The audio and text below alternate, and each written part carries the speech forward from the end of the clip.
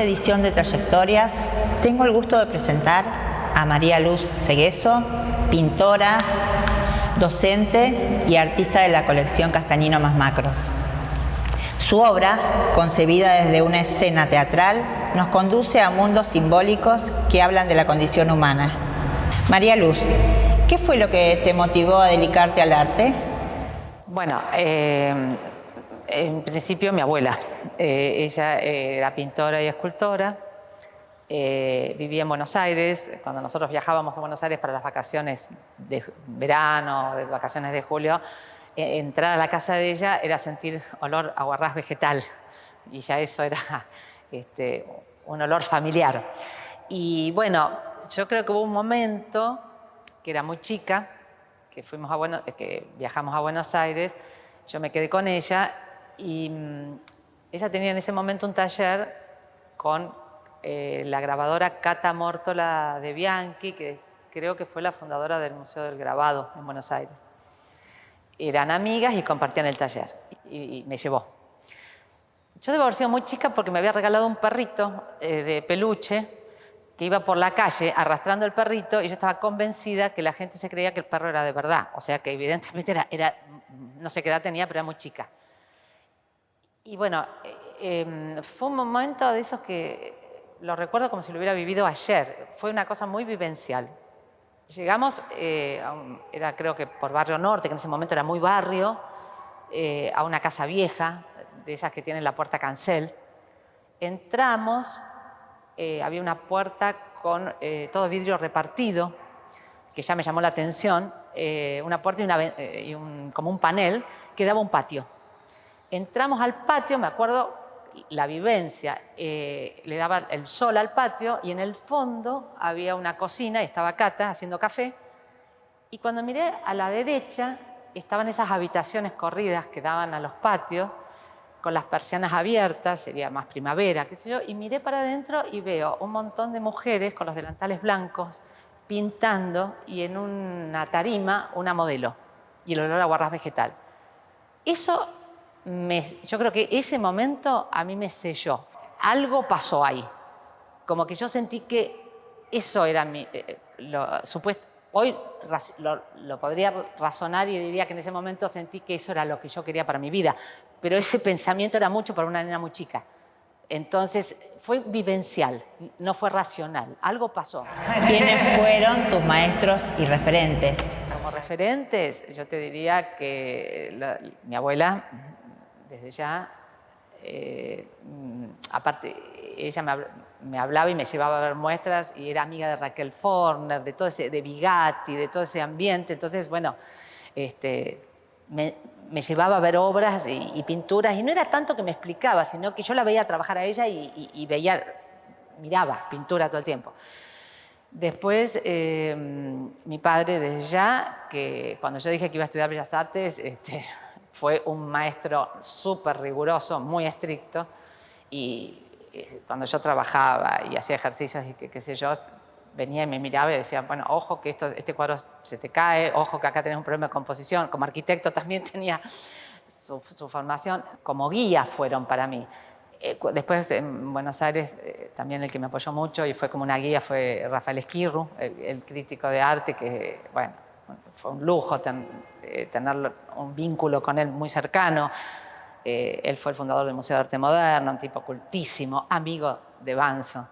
Y por supuesto, bueno, el que me ha acompañado en los últimos 32 años, que ha sido, bueno, compañero, colega, pareja, marido, que es Axel Jaroslavsky, que cuando nos conocimos, él era fotógrafo y yo pintora, y como él dice, vivir 30 años con una pintora, terminé pintando. Y bueno, con él compartimos todo este mundo del arte y de la pintura, o sea, ese ambiente de estar permanentemente hablando de temas artísticos, de lo que pasa con la pintura o con otras manifestaciones también, ¿no? Mi maestro indudable fue Julio Banzo, que fue el que yo caí en Buenos Aires. Cuando vine de Buenos Aires justamente buscaba quién me podía seguir enseñando y por por un amigo, no me acuerdo ya ni de quién, caí en el taller de él. Y bueno, y ahí me quedé durante 5 años todos los días, así que fue realmente mi maestro. Me enseñó que la pintura era una forma de vida, no porque me lo dijera, sino porque lo veía vivir a él. Y ahí adopté esa forma de vida, digamos. ¿Cómo fue tu ingreso a ser alumna de Banzo? ¿Cómo lograste que el maestro te aceptara? Bueno, no fue fácil. Banzo no tenía alumnos, o sea, pero bueno, cuando vine de Buenos Aires, yo me daba cuenta que necesitaba seguir con un maestro. En esa época no había en Rosario muchos talleres, no es como ahora. Y entonces, a través de no me puedo acordar quién lo conocía, el doctor Cames, ahí está. El doctor Cames yo lo conocía y había sido compañero de Banzo en el colegio. Entonces me dijo, bueno, si vos querés, yo te lo puedo presentar. Sí, digo, por favor. Cuando vengo al taller, él era muy educado, muy cordial y qué sé yo, pero me dio a entender que clase no iba a dar. Entonces, después me confesó que él tenía como un truco, porque mucha gente le venía a pedir que le enseñara, ¿no? Entonces él me dijo, bueno, sí, yo te puedo enseñar, que qué sé yo, si vos me traes... No me dijo, yo te puedo enseñar, me dijo, bueno, vamos a ver, me dijo, cuando tengas 150 manos dibujadas, vení a verme. Bueno, debo haber tardado 10 días en hacer las 150 manos, que habrán sido, no sé, bien, mal, lo que pude. Pero yo tenía que llegar a las 150 para poder venir y tocar el timbre nuevamente. Bueno, creo que pasaron 10 días, 15, con toda la furia. Porque no quería que se olvide, porque digo, claro, si me tomo mucho tiempo se va a olvidar. Entonces le toqué el timbre a los 15 días. Lo llamé y le dije que lo quería ver, que tenía las 150 manos dibujadas. Me dijo que tal día, tal hora me recibía. Bueno, y así vine con las 150 manos. Después él me contó que eso él se lo decía a todo el mundo que quería aprender, porque él valoraba muchísimo el tema del carácter. Y él me decía, nenita, un artista es un carácter. O sea, no un mal carácter, un carácter. Hay que tener mucha fuerza para correr la vida y seguir dedicándose a la pintura entre medio de todos los avatares de la vida que a todos nos pasan, de muchas circunstancias, y uno tener la perseverancia de la rutina de la pintura diaria, cotidiana. Por eso él me enseñó que la pintura era una forma de vida.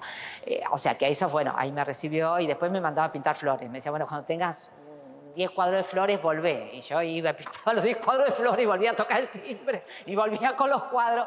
Y era una lucha sorda entre que yo insistía y él insistía en que, bueno, tráeme. Y estábamos ahí hasta que le gané. Porque un día tuvo, pobre, la mala idea, digo yo, no había espacio acá, era verdad, él me decía, yo acá no puedo enseñar porque no tengo espacio, y era cierto, teníamos un caminito entre medio de mesas, cuadros, libros, era una cosa, era el sótano de Daneri, el libro el cuento de Borges, maravilla, y entonces tuvo la manera de decir, mira, se aprende mucho a pintar si vos copias un cuadro, y él me trajo un cuadrito, así un retrato, que había comprado en Europa, de un pintor desconocido, no se sabía, pero muy, muy bien hecho, lo puso y me puso el caballete. Y yo sentí que el caballete se atornillaba en el piso y yo también dije, de acá no me muevo. Entonces empecé a pintarlo y por supuesto no lo podía terminar en una tarde. Entonces dije, mañana vengo a seguir. Y ahí me quedé durante 5 años, de lunes a viernes, venía todas las tardes. Quisiéramos que vos nos cuentes un poco, volviendo un poquito a tu infancia, esos paseos que hacías con tu padre, porque tu casa quedaba muy cerca del museo. Claro, el Museo Castañino es un museo que realmente amo, porque desde muy chica nosotros vivíamos en Boulevard Oroño entre Montevideo y Ceballos, o sea, a una cuadra del museo, lo teníamos en diagonal. Y de chica me llevaban al parque a jugar, que está ahí al lado. Y mi padre me llevaba al museo cuando había una muestra, que por ahí venía alguien, que se decían, por ahí venía algún pintor de Buenos Aires o alguien daba una conferencia, me llevaba. Después cuando mi abuela venía de Buenos Aires también, era un paseo. Claro, estábamos tan cerca que decíamos, bueno, vamos al museo a dar una vuelta. Y después de más grande iba con Banzo. Me acuerdo que fuimos una vez con Banzo a escuchar una charla que dio Kenneth Campbell. Íbamos mucho. Banzo tenía un vínculo con el museo estrechísimo y entraba al museo como si fuera su casa. Y yo iba atrás también, de lo más entusiasmada, aprovechando. Qué maravilla. Y digamos, en el recorrido ya de tu formación y todas estas personalidades tan importantes que nombraste, ¿vos podés decir que te referenciás en algún movimiento artístico, ya sea argentino o extranjero, que te influencie tu obra en la actualidad? Sí, totalmente. Con la pintura metafísica, total. Yo no me había dado cuenta de eso. El que me hizo ver que mi pintura era metafísica fue Esquirru. Banzo ya había muerto, no había pasado mucho tiempo. Él una vez vio una muestra que había hecho yo en Buenos Aires, y él iba todos los días a tomar un café a un bar que estaba cerca de su casa, que se llamaba el Bar Joana. Y entonces yo había hecho una muestra en ese momento en la sede de la OEA, que estaba en Buenos Aires, que está justo al lado de Recoleta. El director en esa época era un brasilero que se llamaba Beno Sanders y que le gustaba mucho la pintura y era amigo de Esquirru. Fue la segunda muestra que hice en Buenos Aires. Entonces él fue a ver la muestra. Yo no estaba cuando fue Esquirru a la muestra, pero le dejó una notita en la OEA, que después me avisaron, que vio la muestra y dijo, bueno, si esta pintora quiere, yo no sé de dónde salió, no la conozco, si esta pintora quiere saber qué opino, que venga mañana al Bar Joana. Buah, la emoción era como cuando entré acá, yo dije, miércoles. Aparte los nervios, a ver qué me dice, dijo, porque era bravísimo Esquirru. Yo estaba muy como ansiosa. Bueno, ahí me dijo, yo no sé de dónde vos saliste, no te conozco, me interesa lo que haces. Me dijo cosas muy lindas que en ese momento no tenía un grabador y dije, Dios mío, bueno, otra época. Pero me dijo cosas lindas en relación a la pintura, que me dio como ánimo para qué sé yo. Porque estuve en Buenos Aires, creo que estuve debo haber estado más o menos 10 años pintando absolutamente sola, sin vincularme. Como si hubiera estado en el Himalaya pintando. Igual, estaba en medio de Buenos Aires y yo no me conectaba. No encontraba a la gente. Bueno, una vez se lo dije a Esquirru y Esquirru me dijo, bueno, no te quejes, porque eso era bravísimo. No te quejes, porque eso te hizo tener una mirada absolutamente personal. Y él en ese momento me dijo, tu espíritu es metafísico. Y yo tenía la metafísica como tenía el impresionismo, como tenía, tantos movimientos, como tenía el futurismo, qué sé yo, pero no me sentía que mi espíritu fuera metafísico. Y él me dijo, tu espíritu, él decía, los pintores vibran en una longitud de onda como las radios. Uno tiene que saber a qué longitud de onda pertenece, a qué familia dentro del mundo del arte pertenece su espíritu. Y me dijo, tu espíritu es metafísico. Ahí empecé a mirar más la pintura metafísica. Y bueno, sí, absolutamente me reconocí. De hecho, una alumna me había regalado un libro sobre pintura alemana, tiempo atrás. Y había un cuadro que cuando yo lo vi, dije, lo amé, que es La Isla de los Muertos de Arnold Brocklin, que era un pintor simbolista. Cuando vi ese cuadro dije, wow, algo pasó. Pasa el tiempo, Esquirru me dice, bueno, ahí empiezo a mirar la pintura metafísica. De Quirico, indudablemente, Carrà, Cironi. Empiezo a mirar Morandi puede llegar a tener algo. Empiezo a mirar la pintura metafísica, me empieza a fascinar, sobre todo de Quirico, por supuesto. Y yo no había relacionado jamás a De Quirico con Brooklyn, porque uno era simbolista y el otro es el que crea la pintura metafísica. Son dos mundos, a ver, por decirlo así, en la pintura muy diferentes. Sin embargo, había algo que me resonaba internamente. Bueno, en un momento viajé a Italia y compré unas revistas, fascículos de revistas de distintos artistas. Y compré una de Quirico. Cuando abro la primera hoja, me encuentro el cuadro La Isla de los Muertos. Y resulta que después me entero que De Quirico había viajado en un momento de su vida, el padre con la familia se había ido a, creo que, no sé si era el norte de Suiza o en Alemania. Y el hermano era músico, el hermano de Quirico. Y estudiaba con un profesor que era amigo de Arnold Brooklyn. O sea, que De Quirico vio obra de Brooklyn y de La Isla de los Muertos, no de toda la obra de Brooklyn, porque hay otros cuadros que no, pero La Isla de los Muertos tiene una clave metafísica, es absolutamente teatral. Hay una luz teatral. Ahí te quiero hacer la pregunta y te voy a llevar al maestro Julio Banzo, porque vos, yo te quiero preguntar cuándo, por qué ingresaste en tu lenguaje a esa escena teatral. Y te llevo a Banzo porque Banzo fue un gran diseñador de escenografías teatrales y vos viviste mucho todo eso. Contanos un poco todo. Esa decisión, si fue una decisión que vos tomaste consciente o fue sublimándose a partir de tu creación, apareció la escena teatral. También nos gustaría que nos cuentes cómo, cuando vos producís en tu taller, cómo armás esa escena. Bueno, la teatralidad básicamente, después empecé a darme cuenta, porque al principio son sensaciones. Vos mirás algo, como yo miré La Isla de los Muertos y hubo algo que no lo podía racionalizar, pero hubo algo que me impactó. Después empecé a mirar y a racionalizar y ahí me di cuenta que hay un tema en ese cuadro de lo teatral en cuanto a la luz. La luz no es una luz natural, es un paisaje que es una isla con unos cipreses y hay una barca y qué sé yo, que podría parecer naturalista. Sin embargo, la luz no es natural, no es naturalista, es teatral.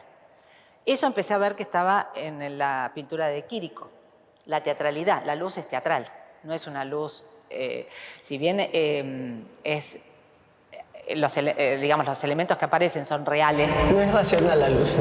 La luz no es naturalista, es una luz totalmente de focos.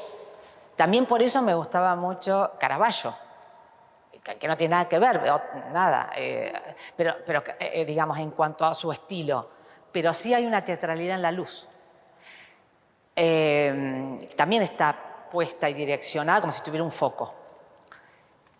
Entonces ahí empecé a mirar el tema de la luz en cuanto a una luz dirigida y, digamos, no natural, es muy teatral, absolutamente.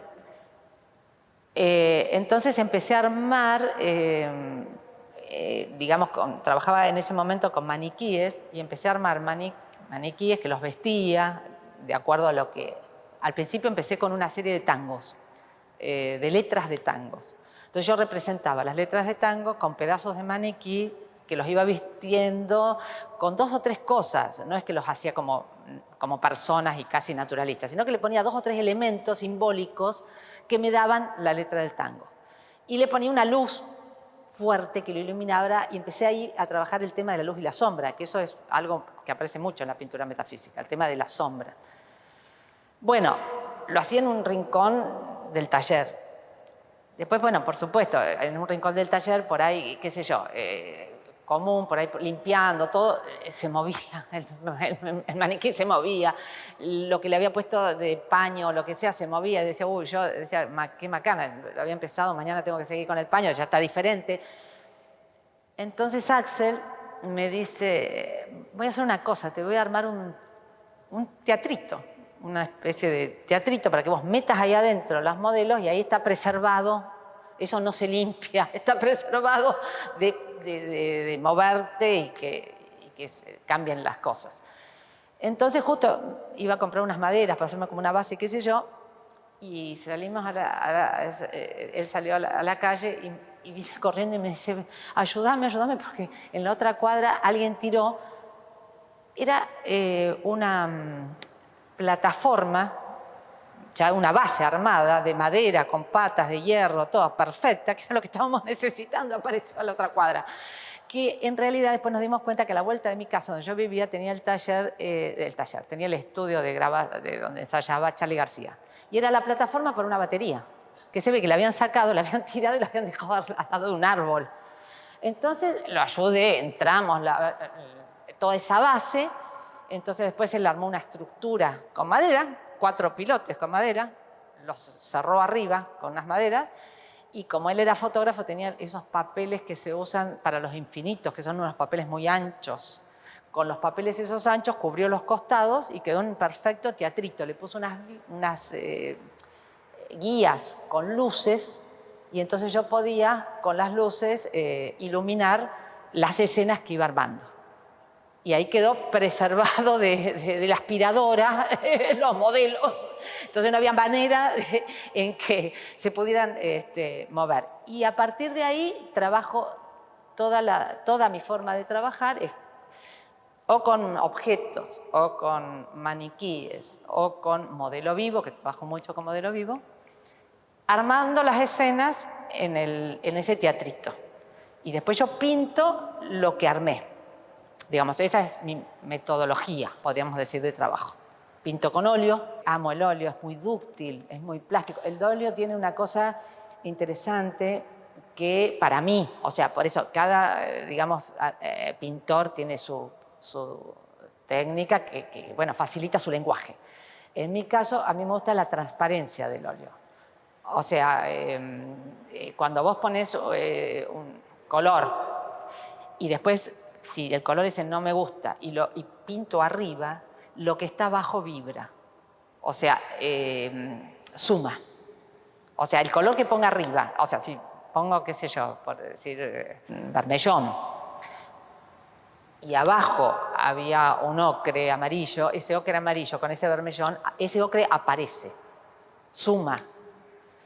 Cosa que el acrílico para el tipo de pintura que a mí me gusta, me atrae, no me lo da, porque el acrílico es más cubritivo. O sea, si no vibra el color de atrás, verdaderamente lo tapa. Entonces no me da esa calidad que a mí me interesa de la pintura. O sea, pienso que el acrílico sí tiene otras condiciones, pero para otro tipo de estético. ¿Y ves alguna relación con esas escenografías que Banzo ha dibujado tantas veces, ha creado para muchos teatros?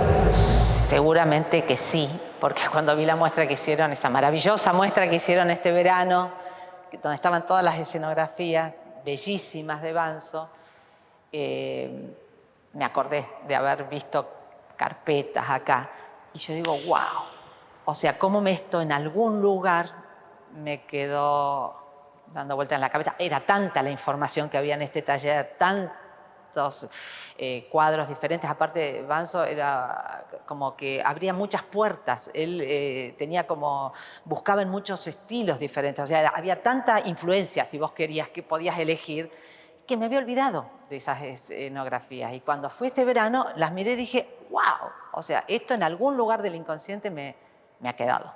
Porque es una cosa muy sintética para lo que es la pintura después, posterior de Banzo, que es tan gestual. Y esas escenografías son muy sintéticas, bastante metafísicas. Incluso el cuadro ese que está en el museo, maravilloso cuadro de las mujeres que hablábamos ayer, con la cabecita atrás, tiene un clima metafísico. Yo creo que la metafísica tiene, digamos, a mí me gusta mucho eso de lo atemporal. Bueno, por paradójico que parezca, yo digo, la pintura metafísica tiene el no tiempo y el silencio. Digo paradójico, pues yo soy charleta, como verás. Entonces digo, qué paradójico que yo sea tan charleta y por otro lado me atraiga tanto en la pintura, por ahí para compensar, que me atraiga tanto en la pintura el silencio, esa cosa de atemporal, que es el tiempo y el espacio no sabes mucho cómo es. Y la temporalidad es lo que me atrae de la pintura metafísica. ¿Trabajás en series? Sí, se podría decir que trabajo en series, pero bueno, viste que llega un momento como que siempre se dice que un escritor siempre escribe el mismo libro, que un pintor siempre pinta el mismo cuadro. Santana decía que había dos tipos de pintores, también de escultores, creo. Creo que él decía, hay pintores o escultores que van abriendo muchas puertas, o sea, que van incursionando en distintos estilos. Y hay otras personalidades que encuentran un estilo y lo profundizan. Decía, son como dos maneras, las dos absolutamente válidas, de trabajar. Y, por ejemplo, yo creo que Banzo era un abrepuertas. O sea, creo que Banzo incursionaba en distintos estilos, probó distintos estilos. Yo te diría que soy lo opuesto. O sea, sí tuve como distintas etapas hasta encontrar, como te podría decir, mi voz. Y a partir de ahí, se podría decir que hay distintos momentos, pero creo que fui como metiéndome más en esa línea. Hubo al comienzo tanteos por distintos caminos hasta que fui encontrando, cuando dije, bueno, es esto es lo que quiero decir, esto es lo que siento, esto es lo que me da, lo que me da ganas de hacer, de pintar. Bueno, te queremos preguntar también tu paso por el museo, que en los años 80 fue muy fructífero, coincide un poco con tu época en el taller acá de Julio. Voy a leer, participaste en el 14º Salón de Artistas Plásticos en el 80 y en el 15º Salón de Artistas Plásticos Rosarino en el 81, también en los salones que hacía Amigos del Arte. Obtuviste un premio en el año 81 en el 20º Salón de Arte Moderno organizado por Amigos del Arte, y después participaste en una muestra de los artistas premiados, todo eso en el Museo Castañino. Bueno, y sé que es muy lejano, pero si recordás alguna cuestión de eso, el momento, alguna cuestión afectiva, emocional o vivencial, si te queda en la memoria, que compartas con nosotros, nos encantaría. Bueno, sí, o sea, en ese momento, digamos, lo que fue mandar al primer salón, o sea, muy emocionante que me aceptaran. Claro, fue todo, porque, como les decía, iba mucho al museo y cuando había salones, por supuesto que los iba a ver. Entonces, lo que fue para mí, después que terminé Bellas Artes y ya estaba en el taller de Banzo, y él me alentaba, mandá salones, la obra la tiene que ver la gente, sacá la obra del taller. La verdad que yo me sentía muy insegura, o sea, yo me sentía que estaba, digamos, como, no me sentía segura como para poder mostrar. Y él me incentivaba y me decía, pero sí, mandá salón, esto está para un salón está. Y yo me sentía como, tal vez tenía un poco idealizado los salones, qué sé yo, por eso de haber ido de chica y ver los salones me parecía como... No todos ingresan, vos ya ingresaste, te viste en las paredes del Castañino. Claro, no lo podía creer. La primera vez que mandé, digo, no puede ser. O sea, estaba como impactada, por supuesto, porque estar de golpe que una obra que había hecho estuviera en la pared donde yo antes me había pasado desde chica, viendo, como admirando la gente que podía acceder a los salones y que qué sé yo, sí, obviamente que fue todo un impacto. Bueno, y después fuiste premiada por Amigos del Arte, eso ya fue una consagración casi. Sí, no, absolutamente. Digamos, Banzo en ese sentido... yo sentía que me impulsaba muchísimo. O sea, no hubiera mandado a salones si él no me hubiera estado pinchando y diciéndome atrás, mandá, tu obra está para mandar. Y yo siempre ¿estás seguro? ¿será el momento? O sea, él me tiraba al ruedo y yo estaba como media que decía, ¿será el momento? Pero él sí.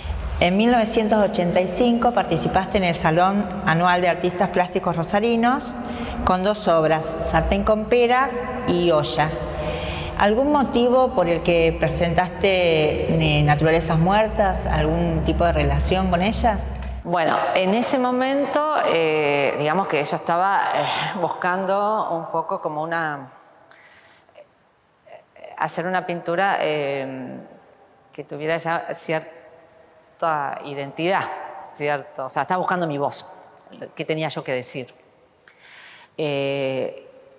Y había hecho una muestra, creo en el 81, en Raquel Real, en esa época, estaba más o menos en ese periodo, que se llamaba Paisajes de sobremesa. Sin embargo, en esas naturalezas muertas ya estaba el germen de lo que después se va afianzando y desarrollando. Porque eran esos paisajes de sobremesa, que eran naturalezas muertas, evidentemente, es una sartén, una sola olla. Ya había algo de la sombra, ya había algo de un solo objeto,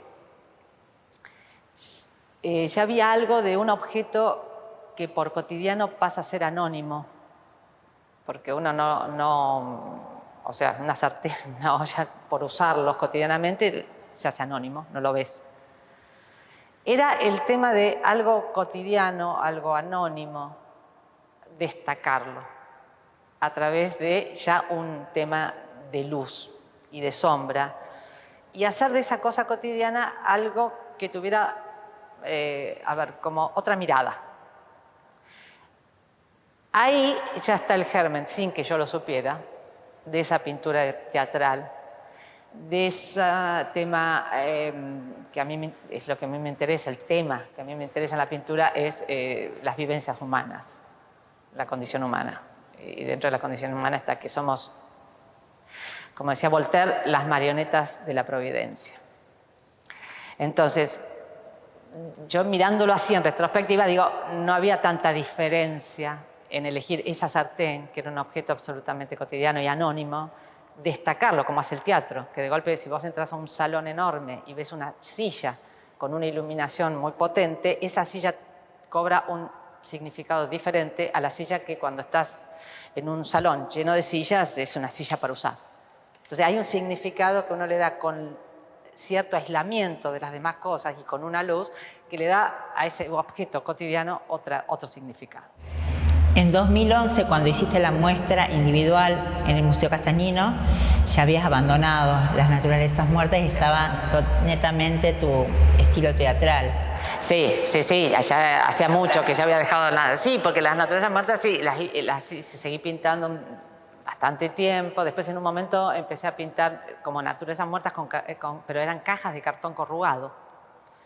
Y bueno, después pinté la serie de los tangos, de letras de tangos, basándome con pedazos de maniquí, y después ya empecé a trabajar con los maniquíes, pero ya no armando las escenas en función de una letra que escribiera otro, sino que ya ahí empecé a necesitar mis propias letras.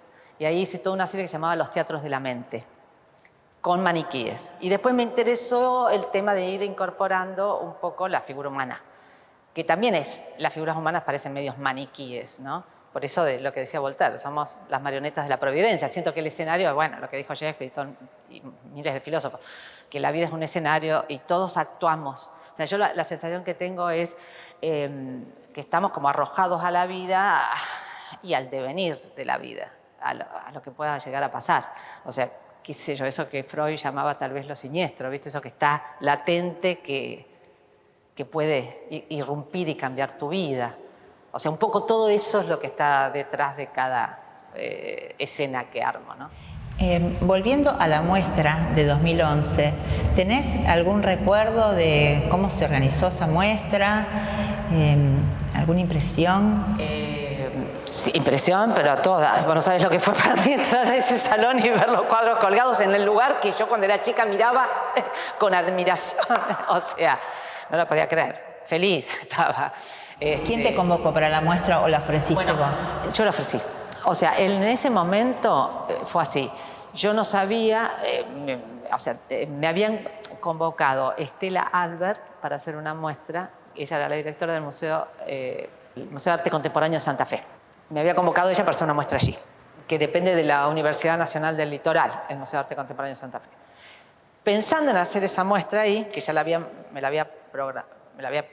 habíamos hablado de esa muestra hacía como un año antes, yo dije, wow, qué bueno sería si puedo llevar los cuadros al Castañino y a Santa Fe, o sea, ya que viajan, hacer en los dos lugares.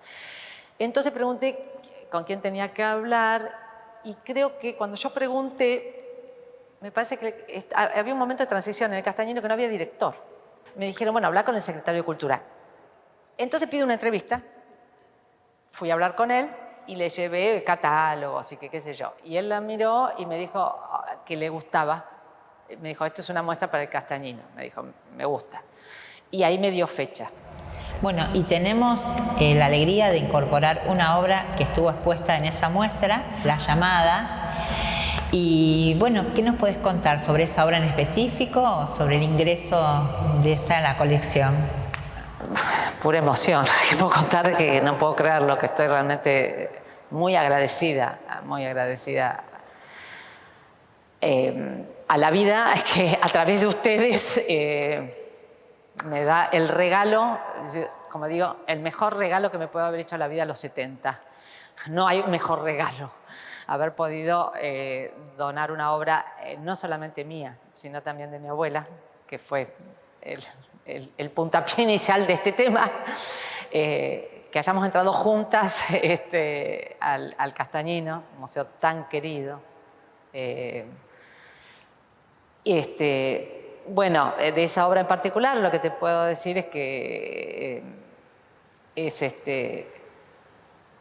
yo había pensado en su momento que cuando uno expone en un museo por ahí se daba la posibilidad de donar una obra, pero en el momento que fue la muestra yo pensé, si me dicen de dejar una obra, yo elegiría esa.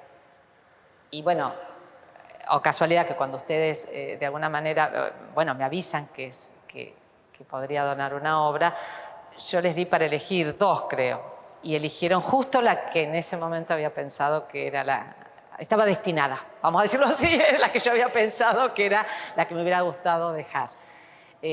¿Por qué La Llamada? Es un poco, a ver, el clima, creo, de la pintura, o lo que a mí me interesa es el clima un poco de Esperando a Godot. El clima de esa obra de teatro estamos acá en el escenario de la vida esperando a Godot. ¿Quién es Godot? Queda abierto.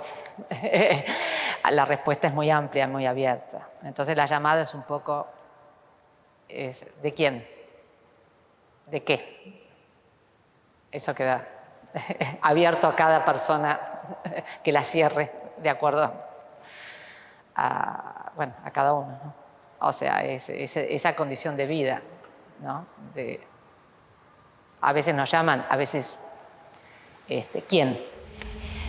Acabas de nombrar otra donación que hiciste, un cuadro de tu abuela, Olga Carballo.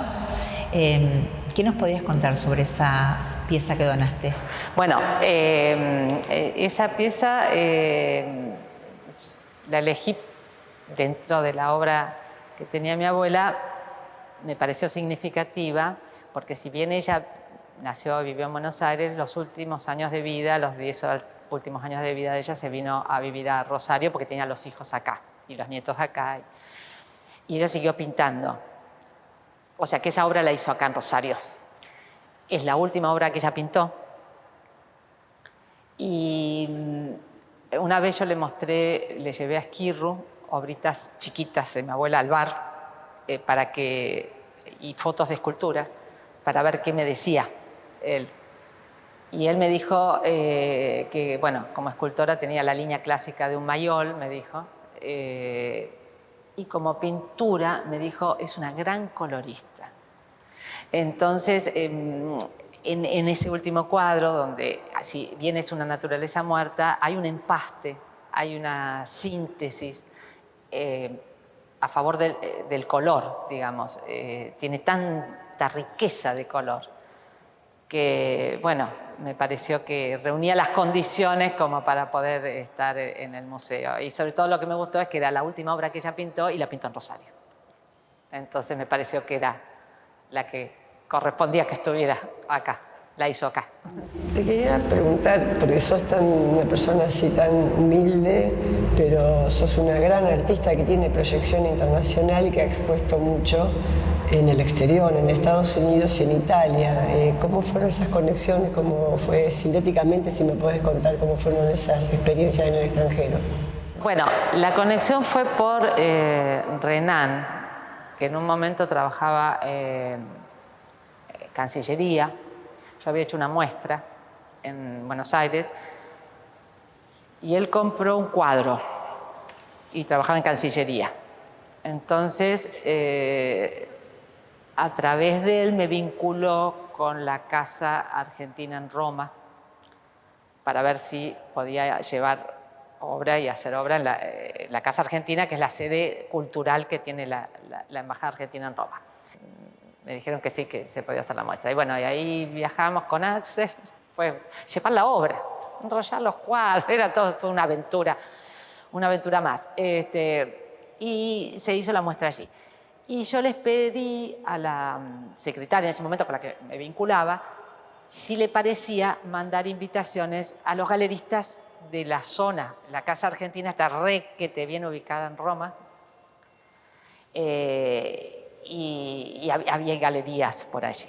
Y mandó invitaciones a las galerías. Y el día de la inauguración, pues yo no conocía a nadie, absolutamente nada. Y entonces el día de la inauguración fueron algunos galeristas y hubo uno, Giorgio Di Roberto, que tenía la Galería Espacio Visivo, cerca de Plaza España, que vio la muestra, eso fue en el 2000, creo. Sí, en el 2000. Que vio la muestra y me dijo si yo quería dejar los cuadros, que cuando terminara la muestra, pues yo terminaba la muestra y me los traía. Y él me propuso dejar los cuadros y me proponía una muestra para fin de año en su galería. Y yo le dije, ¿pero qué hago con la obra? Porque, termina acá y yo no la puedo dejar en la Casa Argentina. Y me dijo, no, yo me la llevo toda a la galería. Y yo dije, hecho. Fenómeno. Entonces, no sé, una amiga mía pintora me decía, pero vos qué arriesgada, dejás toda la obra a alguien que no conocés. Le dije, mira, ¿qué querés que te diga? Hay que jugarse, apuesto y que la vida dirá. Y efectivamente se llevó la obra, efectivamente hicimos la primera muestra y durante 10 años, cada 2 años, expuse en esa galería. Cada 2 años hacíamos una muestra ahí, que después ya me fui poniendo más canchera y entonces mandé marcos por separado y bastidores y después yo le tomaba tenía una lista de las medidas, entonces yo pintaba a los 2 años hacíamos la próxima muestra, entonces yo pintaba en el mismo formato, cuando llegaba allá, iba a la galería, desarmaba, le sacaba las telas y ponía las telas nuevas en los bastidores y los marcos que ya tenía allá. Y bueno, así fui haciendo durante 10 años, trabajamos juntos. Como última pregunta, queríamos preguntarte cómo transitas, siendo una persona del siglo XX, este siglo XXI, cómo te manejas, si te manejas con la tecnología, con los medios, cómo es esa métier en tu vida.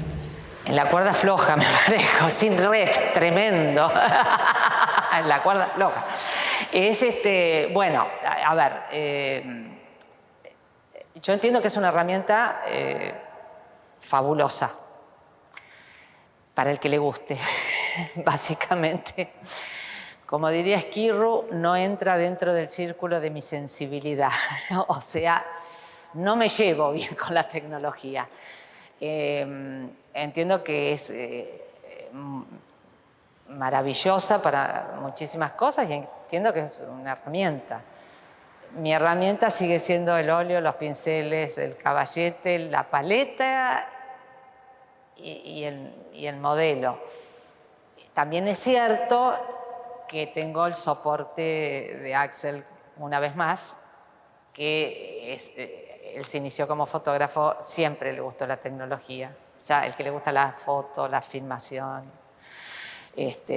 siempre le gustó la tecnología y entonces, bueno, tal vez yo pueda, digamos, como descansar un poco en que sé que él, cuando hay que resolver cuestiones donde interviene la tecnología, tengo el coequiper que me va a resolver el tema. Entiendo que habilita un montón de cosas en todos los campos y en el arte, obviamente, ¿por qué no? Que suma, es una herramienta más, pero creo que podemos coexistir, o sea, que puede coexistir en el mismo momento todas las herramientas. Cuando apareció el daguerrotipo dijo la pintura ha muerto, y no, está la fotografía y la fotografía como expresión artística y también está la pintura. Y después cuando apareció, qué sé yo, lo que pasa es que, digamos, esas cosas obligaron a cambios en la pintura, porque la pintura hasta ese momento había tenido una función también de reproducir hechos históricos, personajes históricos, cuando no existía la foto.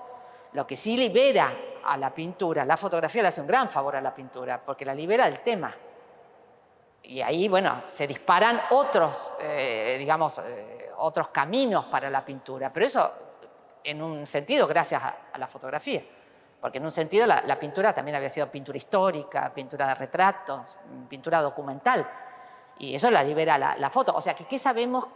O sea, cómo se van moviendo las distintas herramientas y qué despierta en otra manifestación artística, ¿no? O sea, yo creo que todo suma, hay una gran diversidad y bueno, tenés más lenguaje para más personalidades. ¿Te encontrás trabajando en algún proyecto? Bueno, sí, ahora tenemos el proyecto con una colega, María Pinto, que ella, toda su pintura está basada en la historia clásica del arte. Ella tiene una cosa muy interesante que es de un cuadro clásico, ella lo hace igual, solo que cambia los personajes. En lugar de ser los personajes que están representados pintados, ella pone Playmobiles. O sea, aparece en un contexto, que hace una cosa de contrapunto muy interesante, porque aparece en un contexto de una obra clásica un objeto muy actual y lúdico. O sea, que tiene una mirada muy interesante. Y durante 5 años yo pinté obras a mi estilo teatral basadas en historia del arte. Y ahora, con María, yo me la encontré en una muestra el año pasado y le digo, che, María, nosotros tenemos que hacer algo juntas, porque las dos estamos basándonos, bueno, yo en ese momento, yo ahora ya no hago más esa serie, ella sigue trabajando, porque esa es su temática. Yo lo hice en 5 años como desafío. Y entonces le digo, mira, podríamos hacer juntas un contrapunto, bien, somos tan diferentes, pero basadas las dos las miradas con respecto a cuadros de la historia del arte. Y me dijo, sí, cómo no. Y bueno, hicimos el proyecto, lo presentamos en el Museo Quinquela el año pasado y nos dieron para julio, inauguramos la muestra las dos en el Quinquela. Así que bueno, veremos qué pasa. Maravilloso. Bueno, estamos muy emocionadas, tanto Maril y yo como el equipo de Casa Avanzo, porque esta es nuestra primera entrevista en la casa que fue el taller del artista Julio Avanzo y donde vos habitaste, y esas coincidencias de la vida hacen que sea nuestra primera entrevista de trayectorias acá en este espacio.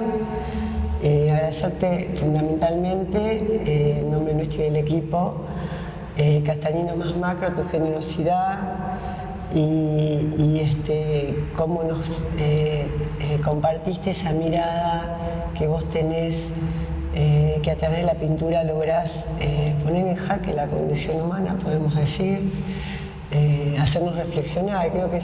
Creemos que casi sos una filósofa de lo que es la temática y el concepto de la pintura. Y nos lo has contado maravillosamente, así que te agradecemos también por tu donación. Estamos muy contentos que pertenezcas a la colección y bueno, esperemos que el público disfrute esta entrevista. Bueno, la agradecida soy yo, por supuesto. A Julio, a ustedes ni hablar, a todo el equipo.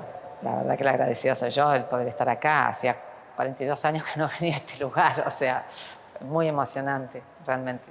O sea, la agradecida soy yo, realmente. Otro lujo que me da la pintura. Otro gran regalo. Así que gracias.